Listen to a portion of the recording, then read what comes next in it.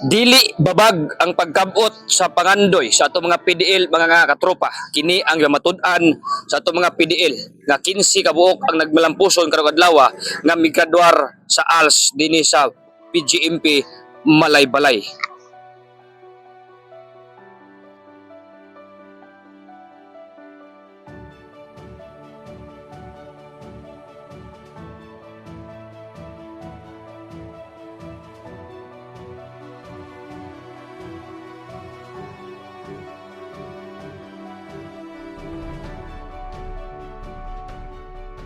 Aking mga kasamahan sa serbisyo, isang mapagpalang umaga sa ating lahat.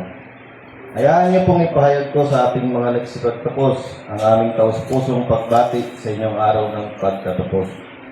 Kayo pong lahat ay patunay na kung may pagpupursige at may dedikasyon ay kaya nating makamit ang ating mga mithiin. Ang inyong pagtanggap ngayon ng diploma ay simbolo ng pagkamit sa inyong pangarap na inaasam. Bagamat ito may hindi naging madali, kami po ay nagagalak na makita ang bunga ng inyong tiyaga na ipinamalas sa inyong pag-aaral. Ang bawat pagtatapos ay simbolo ng dedikasyon na mapabuti ang sarili. At sa araw na ito, kayo ay isa sa mga nagpapatunay na walang hadlang sa taong may pangarap. Ang aming pong dasal na sana'y pagpatuloy ng ating mga nagsipagtapos ng kanilang mga nasimulan at pagmawalan ng pag-asa sa inyong sarili at para na rin sa inyong mga mahal sa buhay. Nais ko din pong bigyan pansin ng mga tao na nasa likod ng okasyong ito.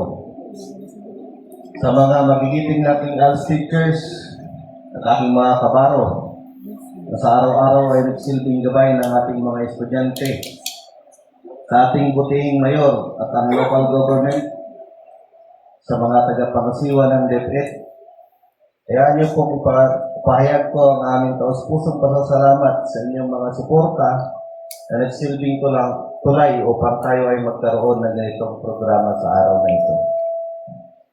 Muli, sa ating mga nagsipagtapos, ang aming mainit na pagbati at magandang umaga po sa ating lahat.